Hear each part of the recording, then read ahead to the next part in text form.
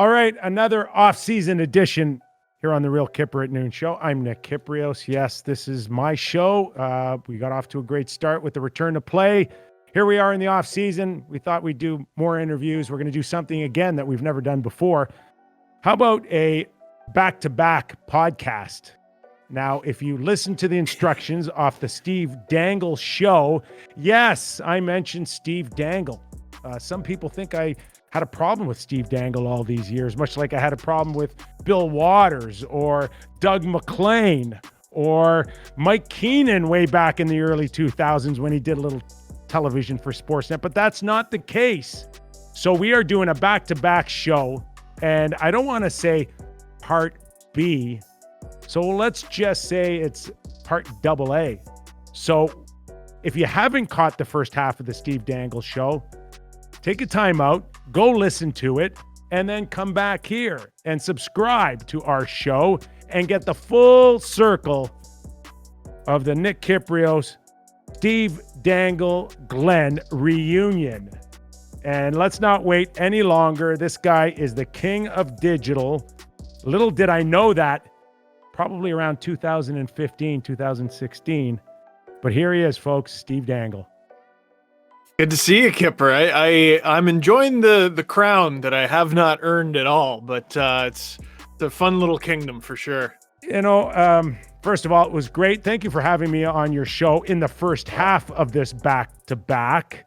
Of course, I was with Adam Wilde and Jesse Blake, two key guys on your podcast, and you guys have done a terrific job entertaining millions over the last few years. And I thought it would be kind of neat, Steve, to bring you on my show in the back half. And while, you know, maybe on the first half, we got into it a little bit on the whole Gary Bettman, NHLPA, owners give, players give. We kind of just go over our history a little bit. And I still don't really know your story in great detail. So I thought it'd be kind of cool to hear your story. And of course, in the last month and a half, I've been pitching my story, undrafted with Simon & Schuster. And in many ways, I want to say we kind of parallel each other for no other reason that we both needed over the course of our careers to kind of get creative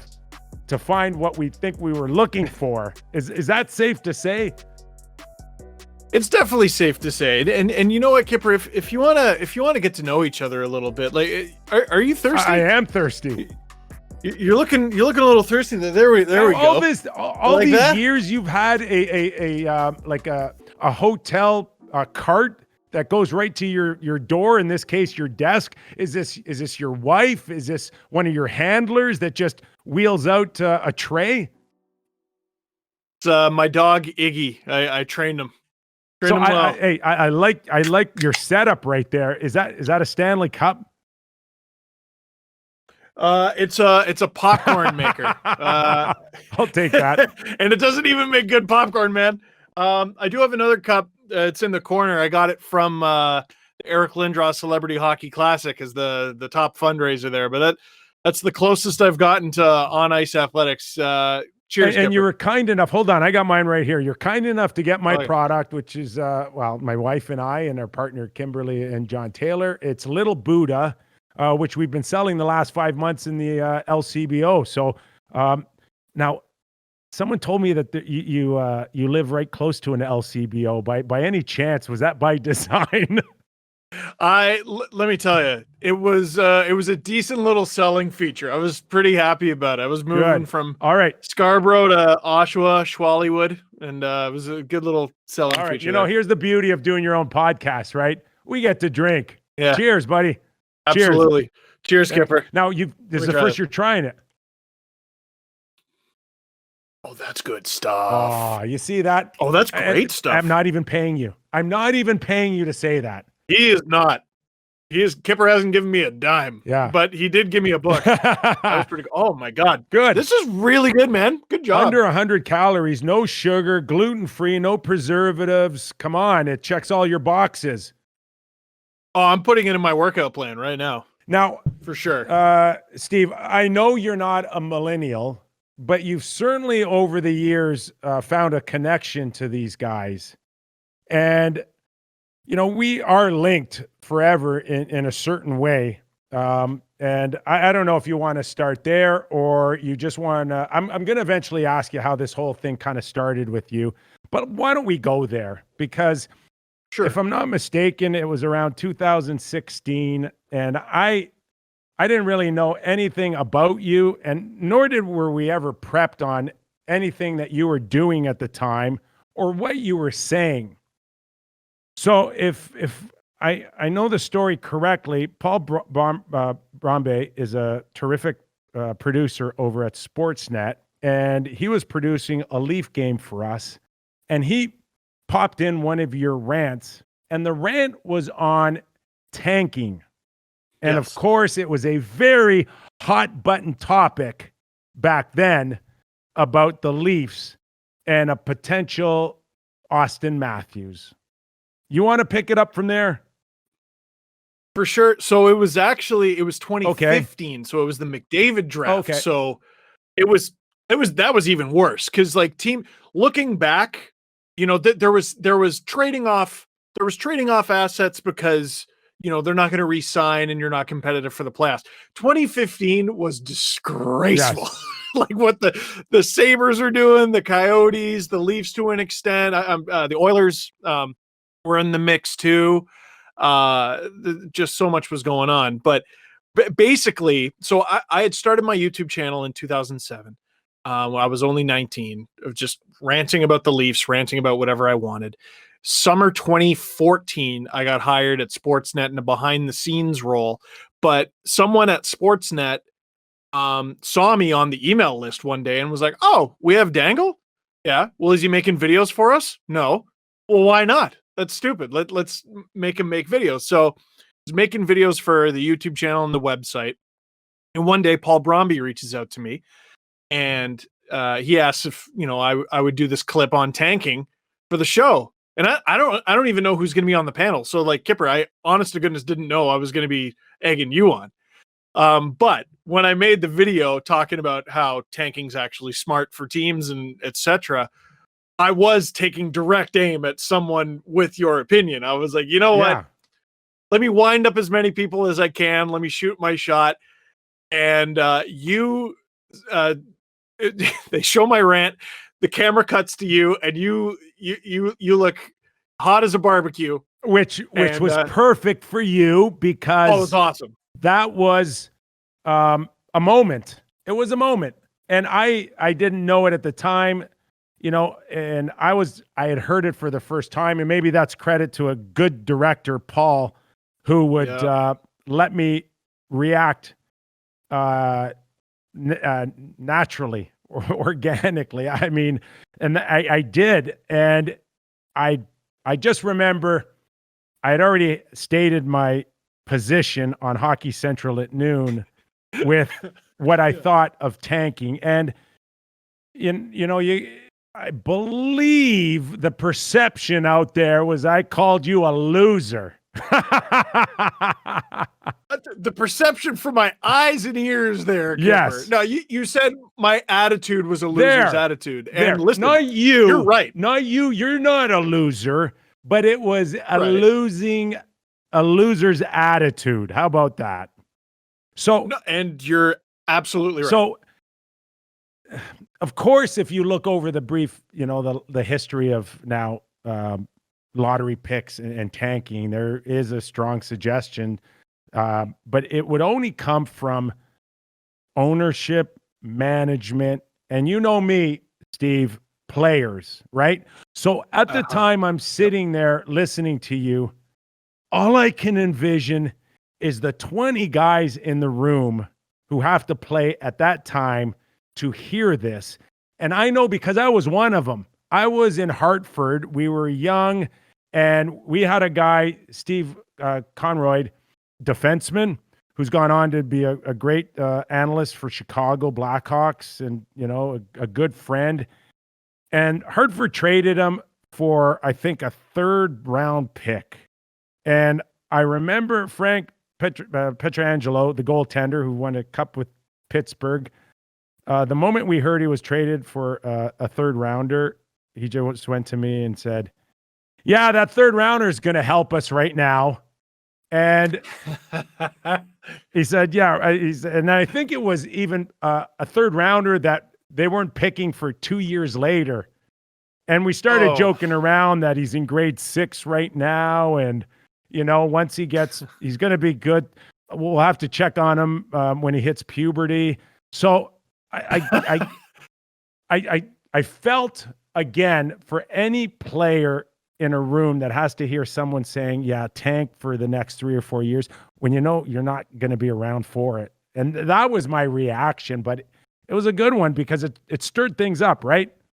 Oh, absolutely. And to your credit, so I was again working behind the scenes. I was helping out Sophia Jerkstovich, who was with Sportsnet at the time. She's ringside reporter with Nesson now, covering And doing the a Bruins. fantastic job.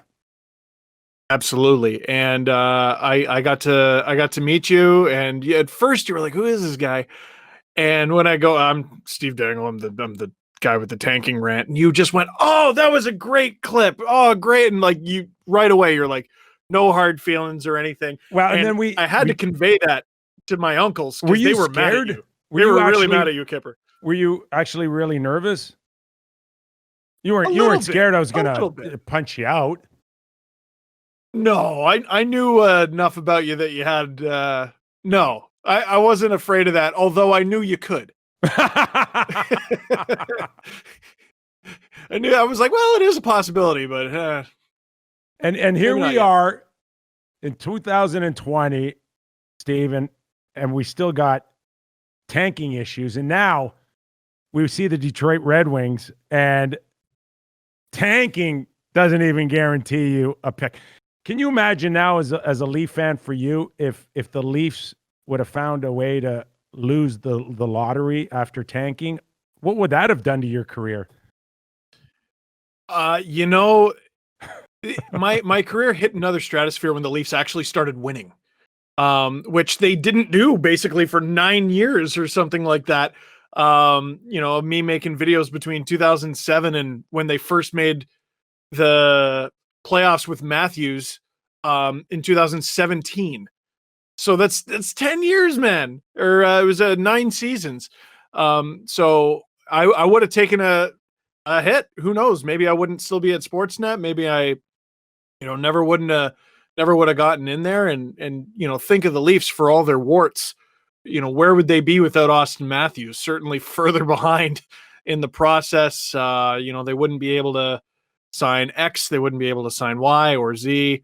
They missed out on Steven Stamkos in 2016. They definitely wouldn't have got John Tavares, when they got him. So there are at least as many tales of caution as there are tales of success when it comes to tanking. Detroit is a recent example. They've had recent bad luck. But Buffalo, if we can go back to 2015, they traded down, and then the guy who they got in a trade where they traded down again, and they got nothing to show for it. They did get Jack Eichel, sorry. Second overall, but that poor guy is an island, pretty much. He's dying for help. You built your image around a team that, unlike a Buffalo, they're a hot story when they win or they suck. Yep. So that helps you for sure. But Buffaloes of the world, Carolinas, if you're missing the mark, man, you're off the radar. But the Leafs are almost recession-proof when it comes to attention, aren't they? Oh my God. Let me tell you something, man. They're successful whether they win or lose. Let me tell you, my video when the Leafs lost to Carolina during the David Ayres game, that video's got 650,000 views. And I'll just straight up say it helped me get renovations to my house. Yeah. because people were interested in it. When they lost 9-2 to Nashville a few years ago, people were interested in it. And then when they finally made the playoffs, people were interested in it. It's I get asked for advice all the time from people who want to do this for baseball or basketball and hockey, and they want to do specific teams. And I give them as advice as best I can, but talking about the Leafs is a bit of an unfair advantage. It's ravenous with this team, and they're cartoony too. Like all these things seem to happen to them. You know what I mean? It's everybody hates Chris. They lose to a Zamboni driver. They cough up a 4-1 lead. It's everything, man. Where would you put, in your world, your digital world, the epic meltdown 2013? Oh my God, that was heartbreaking. You know what, Kipper? I'll tell you one of the best things that ever happened in my career is before the Leafs choked that night, my phone died.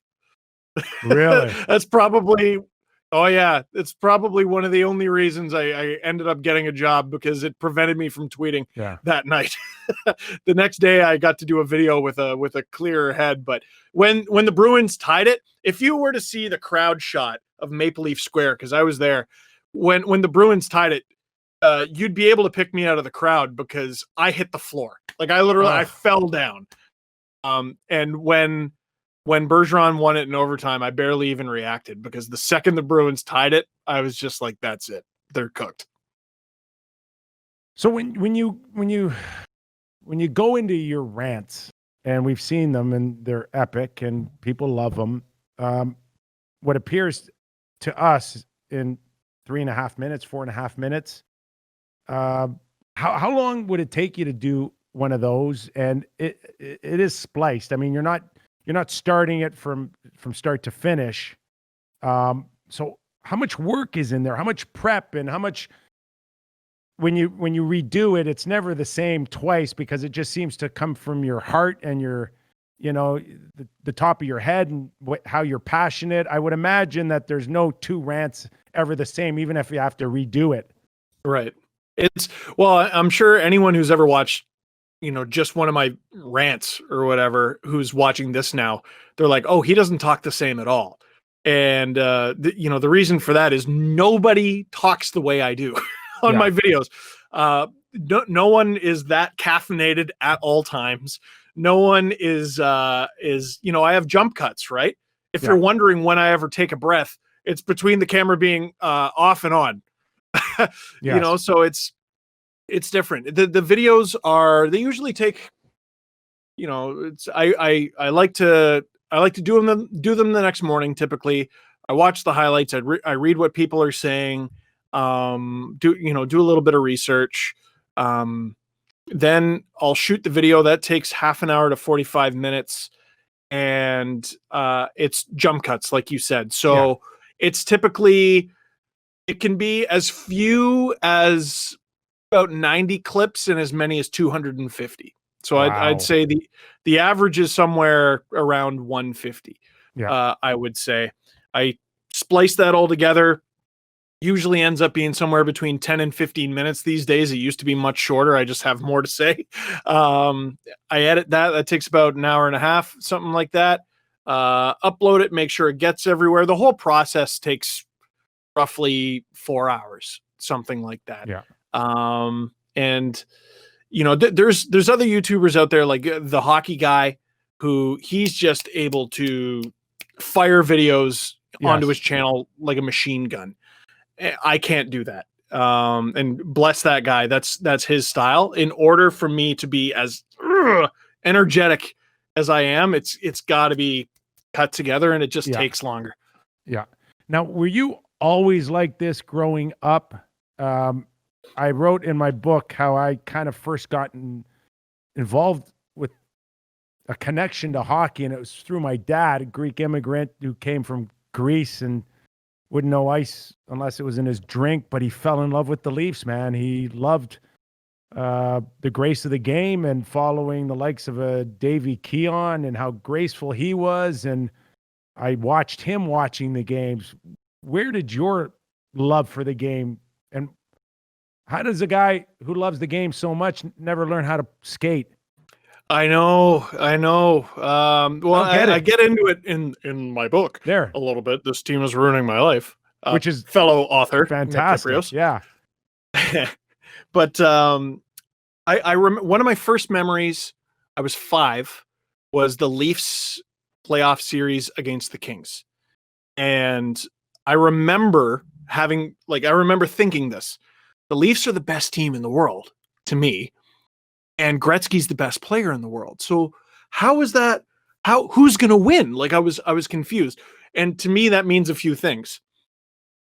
I knew about the Leafs already. I knew about Gretzky already, and it's one of my first memories. So that means I've loved hockey since before I can remember. Yeah. Um and I grew up in Scarborough, which it wasn't part of Toronto at the time.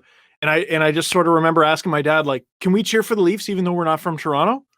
Like I was a kid, I was a little kid, and he Yeah. goes, "Yeah, of course. No, they're our team. Don't you dare cheer for the Habs or something like that." Um, it's a bunch of things, man. Like,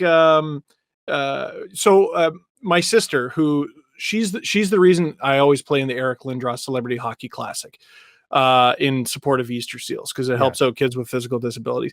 So my sister was born at 24 weeks. She was born very premature, Mhm. and she has cerebral palsy, autism, many other challenges. And that was when I was roughly 3 years old. And my parents, 3 years old, you're probably starting to enroll your kids and stuff. There wasn't time. So, there was a little soccer league that was literally up the street. My parents could bring a lawn chair, dedicate, a little bit of time. They tried to put me in skating lessons. There wasn't the time to Yeah. dedicate to hockey. Now, I can't just blame it on that because I'm also just not an athlete. I did track a little bit, in school and everything, Yeah. but it just wasn't an option. And when I was around 10, my parents did make the offer, like, "Hey, we could try to get you into hockey this year." But all the kids in my neighborhood, they played rep. Like one of the kids in my neighborhood was Rob Quitt, who is Ryan Ellis's defense partner with the Windsor Spitfires. Sure. Wayne Simmons went to the middle school up the street. Can you imagine? I'm playing the first hockey of my life, and I got Wayne Simmons Yes. barreling down. Good Could be a competition. problem. So I didn't pick it up till later in life, but hockey's been pretty good to me, and I never had to lose a tooth, so I'm pretty lucky. Well, if athletics wasn't kind of shining early, was an opinion, a strong opinion, a sellable opinion, all part of your personality back then? Well, I'm half Italian, so you know the Mediterranean Yes. whole thing, Kipper, with the Yes. loud voice and the hands, and we have very boisterous opinions about everything. But watching Hockey Night in Canada when I was a kid, I was addicted to the reaction that Ron and Don got from the adults in my house, right? Yeah. Because little kid shows and cartoons that gets the attention of kids. I wanted the attention of the adults. So whenever something on the TV got my parents or my aunts or uncles or whatever to react, that fascinated me. So watching their boisterous style, I guess sort of stuck with me. And I was always like very cartoony and loud as a kid because like I mentioned, with my sister and everything, my parents never neglected me or anything, but she took a lot of time and attention for them. So I was left to my own devices a lot, got to use my imagination with toys and everything, and just to steal their attention, I had to be as loud and as boisterous and as goofy and animated as possible. And man, if I wasn't making YouTube videos, I would be that insufferable guy in the office at wherever I worked, ranting about the Leafs and betting on the Leafs and trying to get everyone to join the pool and everything. So just thank God I have this outlet, because I'd still be the same person. And not by the water cooler, by the way. Probably just sneaking little Buddha under your desk, right? Yeah, this is the water cooler's fizzy today. So when I talk about my career, it's no secret, even for all those discussions over CBA, that I would take a player's angle or player's perception, wholeheartedly. I had no issues with that. Try to be as fair as possible, but people always would accuse me of favoring the players, and of course, the Bill Waters of the world, or Doug McLean's or Brian Burke's right now. Of course, they go to their strength. Yours was the fans, right? The never before in broadcasting has there been anybody that had a platform before for the fans. And whether you wrote a letter, or you managed to get in a call in the Fan 590 in the 90s, that's the only way you could be heard. And now you were one of the first to say you can create a platform that is outside of conventional TV and radio, and your voice can be heard. Now there's so many out there, even, forget about when I started out, but even when you started out, how the industry has grown now, because of what you've been able to show, that, the fan's voice is really important, but not important for a company to say, we'll let you on when we want you on, but now you can go on anytime you want. It's wild, eh? And like, I don't know, we pay the bills, man. Like the fans pay the bills, they make the world go around in sports. So it's good to see that they're, being listened to or everything. But like that being said, like sometimes when Sportsnet puts me on, they'll put like NHL insider or analyst. Come on, man, and bring I it. hate You got to when bring it. You need to use your sources. I got no sources. I am not an analyst. Like you couldn't scoop ice cream. No, I definitely couldn't. And every time I have gotten information before, but I'm always like nervous, and I'm like, I don't know if this is true or going to happen or not. And then I see it happen, and I go, no, damn it! Like no. I had that. I could have beaten Kyper to it. Now you know how we lived, right? And Elliot and Chris Johnson and Darren Drager and Pierre LeBrun, that's their day every day, right? Yeah, it's a tough slog, man. But like, I'm also, we talk about, when I was trying to piss you off with the whole tanking argument and everything. I think it's okay to be cantankerous and fiery and entertaining or anything. You don't want to be a jerk. And I try to straddle that line. I try to be a good guy about it while also being entertaining, because, now that my sort of platform has grown, the podcast gets, between YouTube and listens, it gets like 50,000, impressions a show. And I got like 140,000 subscribers on YouTube. That's a big platform, and it can be abused. You know what I mean? So I'm the older I get, I try to be a little bit more conscious of, listen, buddy, let's not forget your place in the world here. All you are is a fan with an opinion, and it's not worth more than anyone else's. Yeah.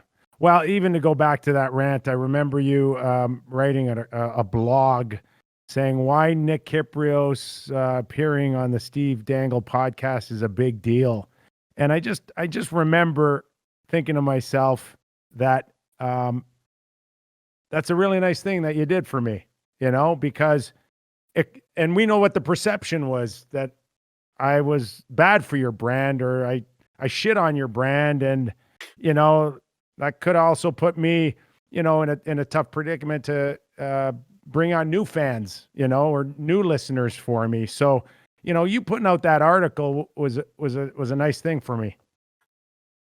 It was funny because what I loved the most about it, besides your stories, which were amazing, by the way, is I love when someone comments something like, damn it, I went into this determined to hate you, or like I went into this determined to hate Kyper, and I came out of it loving him. And we got a lot of that, man. You were wonderful on that show, and then you told a story that you had never told before, and now it's in your book. Yes, pretty cool. It's a Mark Messier story about the China Club, but I'll let people order the book and get the gist of it. But even on the first half of our back-to-back, there was a little nugget on Mark Messier's family's reaction to that story, which was kind of cool. So if you haven't caught the first half of our back-to-back Steve Dangle, Nick Kypreos, Real Kyper shows, please do that because it's been a lot of fun. And you mentioned you're getting a little older, Steve Dangle, and people evolve, right? You can't keep it the exact same way every year, for a lifetime. Yeah. So how do you see, Steve Dangle, the brand evolving? And what, you're 32 now, 33, and 32. a dad. Yeah. So can you still get away with the rants or the shtick, at 19, 20, 21 as you can now in your 30s? I think it's easier to get away with now because I'm less of an idiot a little bit. You know what I mean? Thank God I didn't have a 140,000 subscribers when I was 19 or 20. First of all, what it would have done to my ego, like to have that many subscribers, at such a young age. I think I would have let it get to my head and I would have been a complete jerk about it. And I just feel like I'm a little bit, even though I scream until you can see every vein in my head, there is more of a calculation to it than there used to be. I try to be a little bit less reckless about it while still being fiery, but I still make mistakes and everything. And last year, for example, so a few years ago, I created this idea called the prospect pyramid because I hated the idea of ranking prospects within an organization, number 1, number 2, number 3. I think it's a little bit lumpier than that. So I made a pyramid. And it's been done before, right? Bob McKenzie, Sam over at Sportsnet. Sam, they're doing it, right? So it's already been done. Yeah. So I wanted to do something different. So I created tiers. And people are like, oh, that's such a smart idea. That's a great concept. Well, last year I did it, and I said I ranked Nick Robertson very high on the Leafs prospect pyramid. The problem was throughout the video I called him a defenseman, and I don't know why. I really don't know why. So it was a mistake. I paid for it. But you had had the right guy, you had the right name, you had the right ranking. You just didn't have the right position. And no one paid attention to anything else for the rest of the video because why would they? I got one of the Leafs' top prospects position wrong. So I called up the Peterborough Petes, who Nick Robertson plays for, and I go, hey, and I tried to explain what happened, and they cut me off, and they're like, oh, no, we've seen it. So they agreed to let me come in, and they had me write Nick Robertson as a forward on a chalkboard 1,000 times like Bart Simpson. And they had Nick Robertson come in after and present me with a Nick Robertson as a forward shirt. And then the Petes started selling them, and the proceeds went to towards Autism Ontario because they wanted to, create something that was for a good cause and something that meant something to me. So I try to be a little bit more responsible and make fewer mistakes, but even when I make mistakes, I'm able to pull it back a bit. It happens, It's so hard. It's so hard once you work on something for hours and you click upload and the first comment is a mistake you made. You just go, listen, and I've got mistakes in this book, man. I talk about, some of my sources at free agent time where I went with something that someone sent me, and it was Ryan Suter to Detroit. And this one. And he sends it to me, and it's a reliable source, but he forgot to put a question mark when he sent Ryan Suter to Detroit. And you said Ryan Suter to Detroit, and then I said, and I didn't. I tend to look for a second or third to kind of verify it, so I kind of just said it could happen, and of course he went to Minnesota, and then I texted him back and I said, Ryan Suter to Detroit, that's what you said. He said, no, I put a question mark on it. I said, as if he was asking me, Ryan Suter to Detroit. And I said, oh, no. You forgot the question mark. Man, that's a tough one. It happens, though. It just happens. And big deal. You just move on, right? I mean, over 21 years, there's got to be a few of those stories here and there, right? Oh, you're gonna make a bunch. The problem online is everyone tries to find it and point it out like they're a detective and they're the only person who noticed. But it lives forever. Yeah. Listen, Make a there's mistake always these going days. It lives forever. it's fine, but there's always going to be somebody out there that if you got 97%, 98% of your followers who just love you and take you for face value and get something great out of it every time they see either piece of information or entertainment, you're always going to have like a few percentage that are looking for you to screw up or are cheering against you. And it's just, hey, that's the way it is. But I still want you watching. You know, you can hate me, but please watch and listen and follow, right?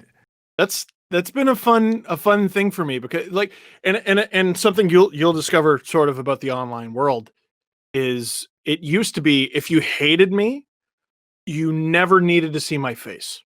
I was isolated to my channel. Then all of a sudden, I got hired by Sportsnet, and Sportsnet's shoving me in everyone's face on Facebook, on Twitter, on YouTube. And if you hate me, that's an annoying thing to see my face all the time, and I get it. So, you know, there are some videos I do, you know, if I got to talk about the Oilers. And I don't mind talking about the Oilers. I like talking about hockey, but I know a lot of Oilers fans freaking hate my guts. So I sort of do everything through that lens. And I do get a kick out of bringing people in who you know previously were reluctant. Sort of like I was determined to hate Kyper, but he was great. Yeah. So let me ask you something, because we know what the country is in terms of Leaf perception. They already hate Sportsnet or Hockey Night in Canada outside of Ontario because it's so pro Toronto. And it's no secret, folks, that all the money, not all the money, I'm exaggerating.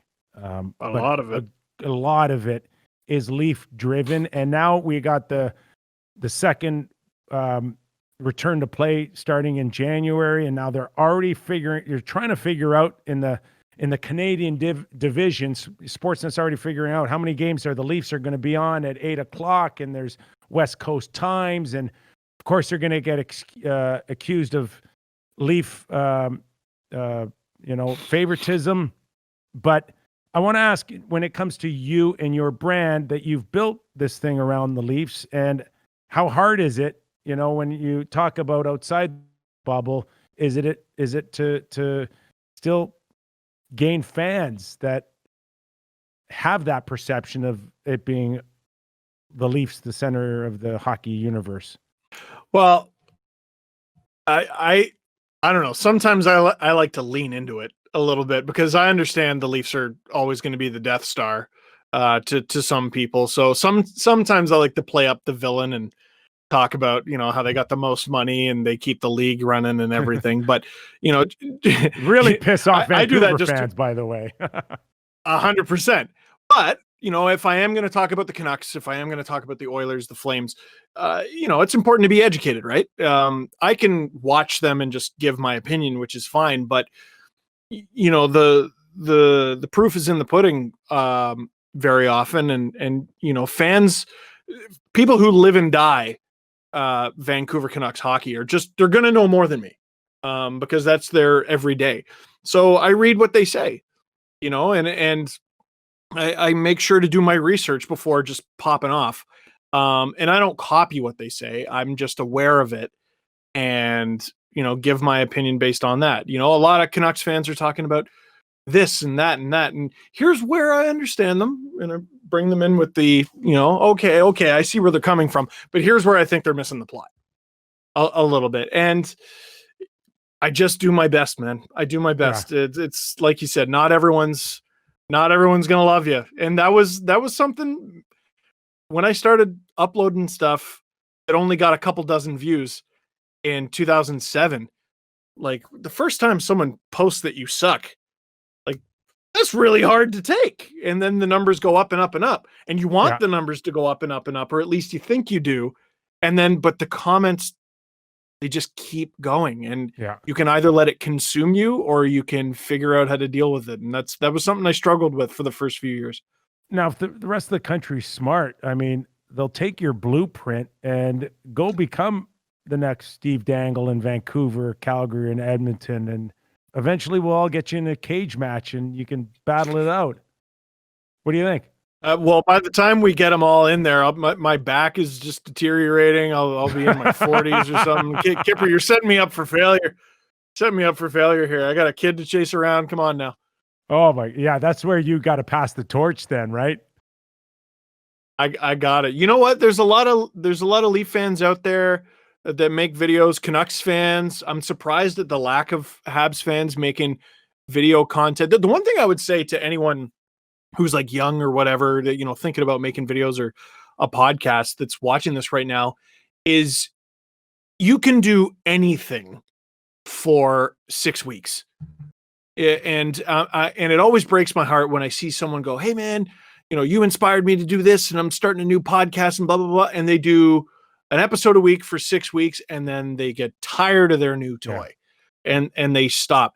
What have you ever done for 6 weeks that you were great at? Yeah. You know, you gotta keep doing it. If you want to really get good at it. It took me, I would argue it took me 6 years to not suck. And it took me another 4 years to get good. Yeah. So you gotta keep at it. I'm telling you, that's the exact same blueprint I had at Sportsnet. It took me 5 or 6 years to kind of feel good enough that this is what I'm destined to do for the next, you know, few years. But it took me that long. Rob Faulds was the guy that said it takes you 5 or 6 years. And I'm like, how many? I was like 3 months in when I asked him that question. When do I start feeling like it's normal? It's meant to be. And I'm like, my jaw dropped when he said 5 or 6 years, but he was right.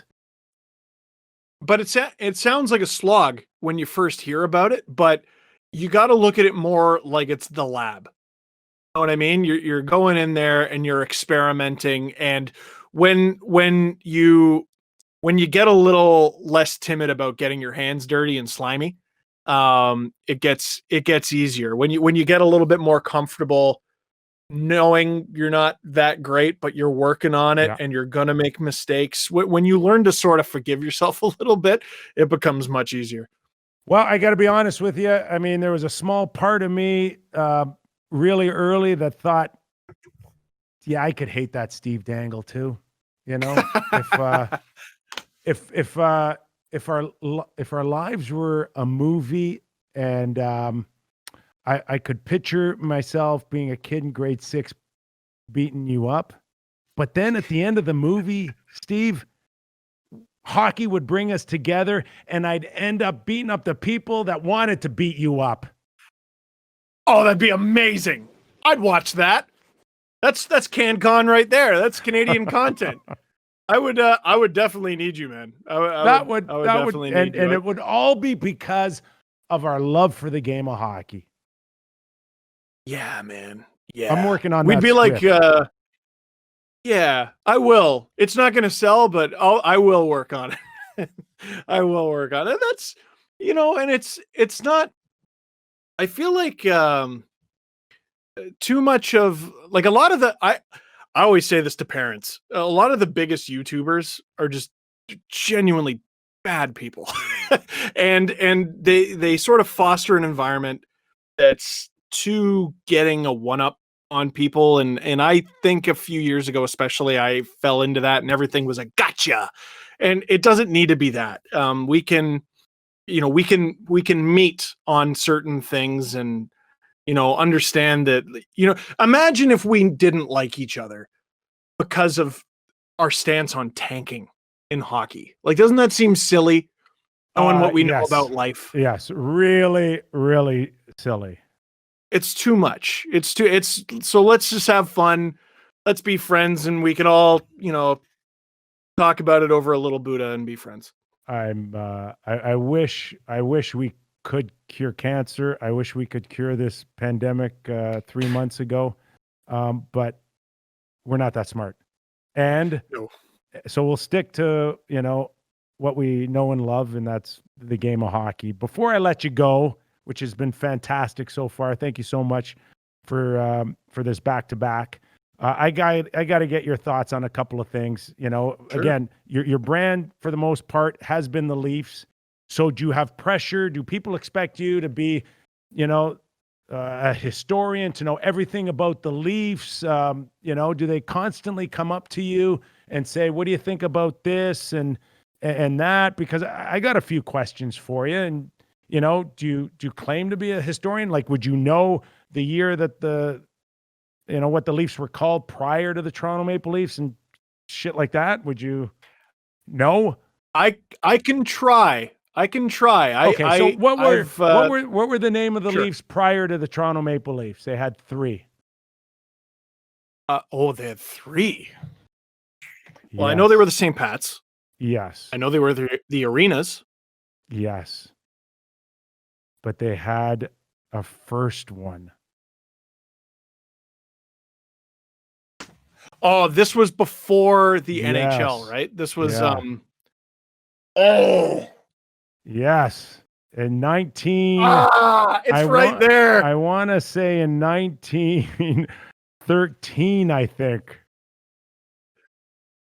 And it wasn't the St. Pats, it wasn't the Arenas.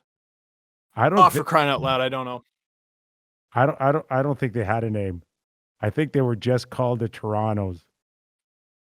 No. I got it. See, now this is the 6 concussions coming in. It was the Toronto Blue Shirts.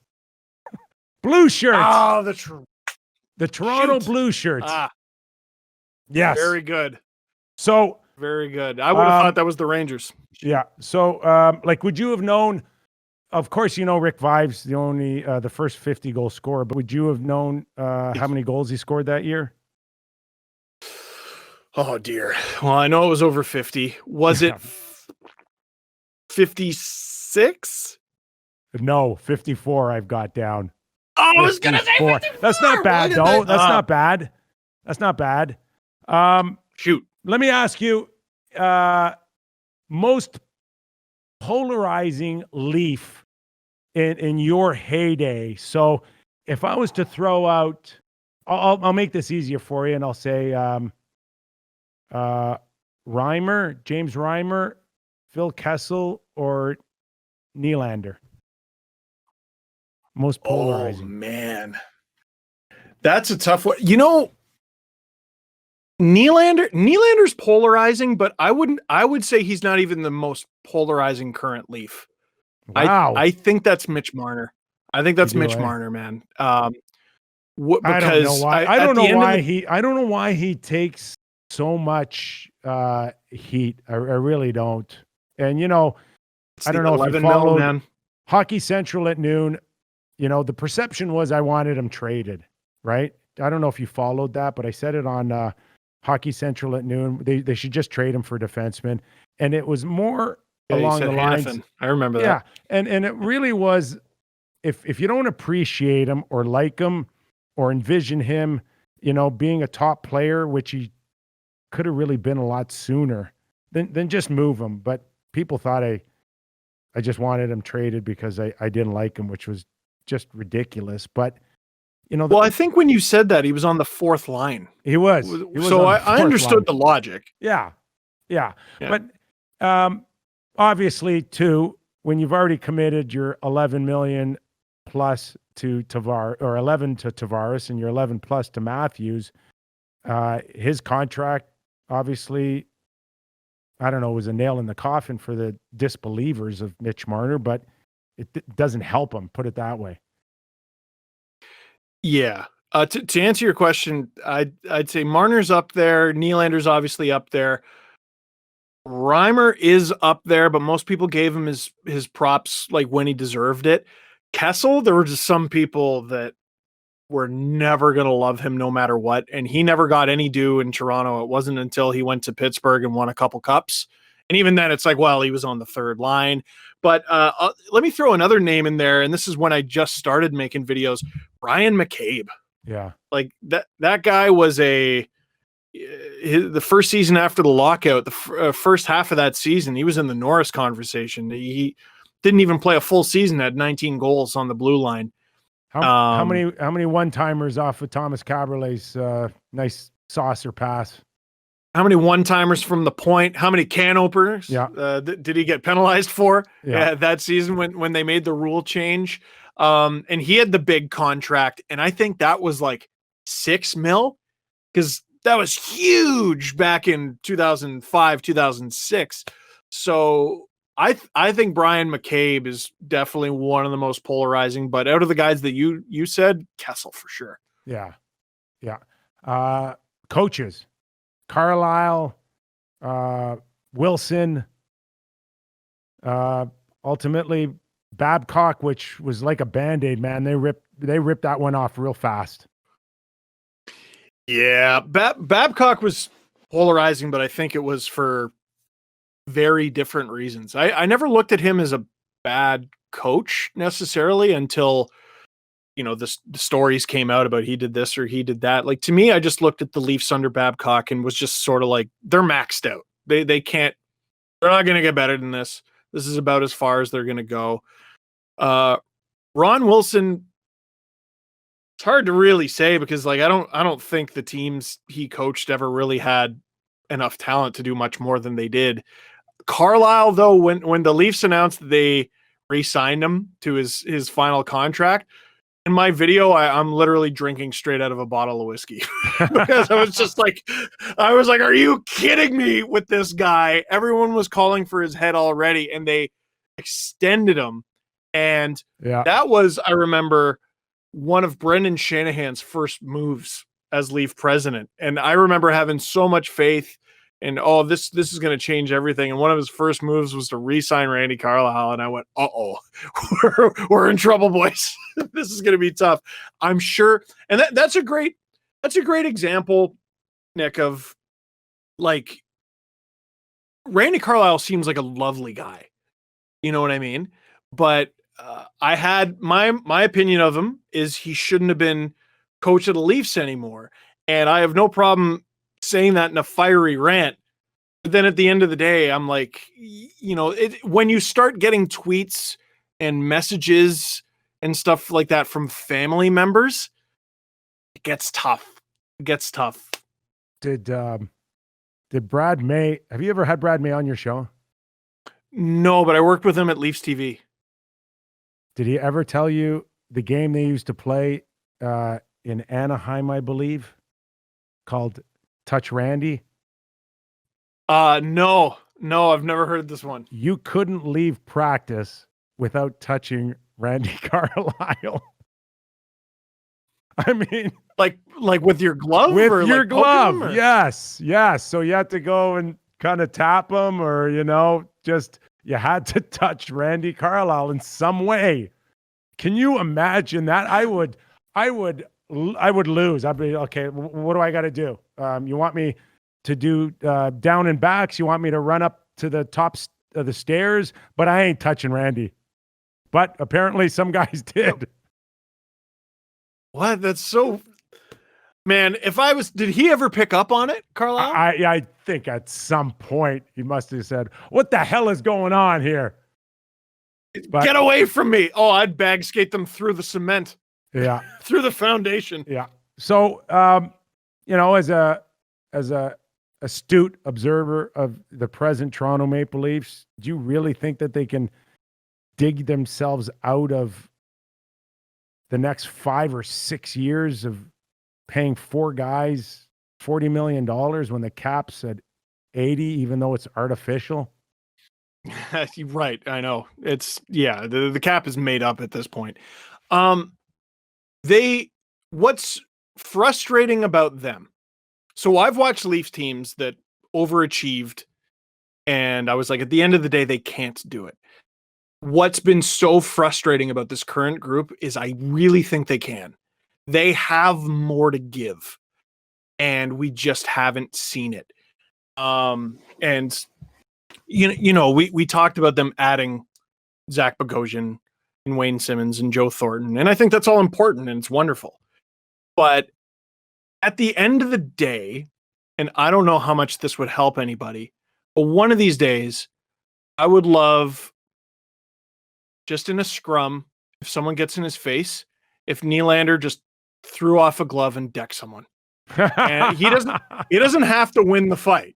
Like Mitch doesn't have to win the fight. Austin doesn't have to win the fight. And I don't want them breaking their hand. That's not going to help the Leafs' chances of winning. Yeah. But like Morgan Riley will fight. He'll go you if you want. I just want to see this young group stick up for themselves. I gotta be honest with you. I don't look at Matthews, Marner, Nylander. I look at Tavares. I would love to see Tavares do the punch or put his stick up and say, not tonight. If that's the guy that I'd like to see it. You know what, man? You're not wrong. You're not wrong at all. Any of them would be great. And they need to, what I said last year at a certain point in the playoffs or after the trade deadline, it might've been, I don't know, 2020 has been the longest decade ever. Help is not on the way. You know what I mean? And when you're mid game and someone's pushing you around, help is not on the way. It's you. You got to do it. And you can't tell me this Leafs team isn't talented enough to win the Stanley Cup. Like I think they're in there. They're in the conversation in terms of talent to win the Stanley Cup. Look at Dallas. But it's a war. Right? Dallas. In the mix, a team that's just in the mix. No one would have picked Dallas. No. If they had 7 choices, 8. No, you can't tell me the Leafs aren't more talented than the Dallas Stars. Well, way more talented to me. Ben was able to take his game back to a level, and Tyler Seguin's offense dried up, right? But the Leafs will never have 2 or 3 of their best players dry up all collectively, So in many ways, you're probably right in terms of, the Leafs having more talent, up front. The blue line, though, and their goaltending was fantastic, and that's what got them there ultimately.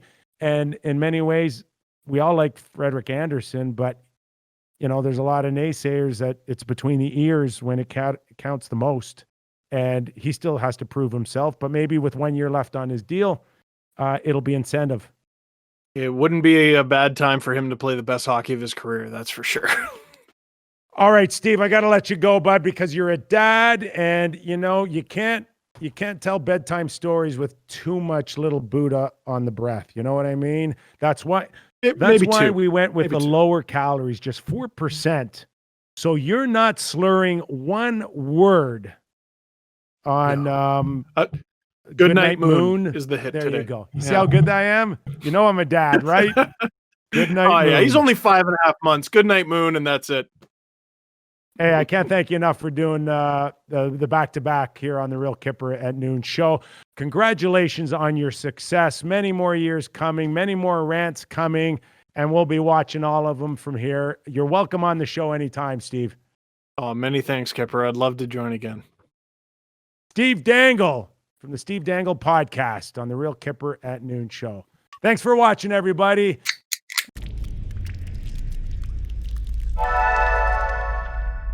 All right, our thanks once again to Steve Dangle, back-to-back. We did his show earlier. If you want to catch the first part of our interview, please go to the Steve Dangle podcast on his YouTube channel. Of course, the last 55 minutes, we got a great opportunity to catch up and hear his story and how he succeeded from actually a hockey fan into one of the biggest hockey podcasts going. For all of you, we'll see you next time as we gear towards January 13th, NHL Puck Drop Return to Play. I'm Nick Kypreos. Thanks for watching.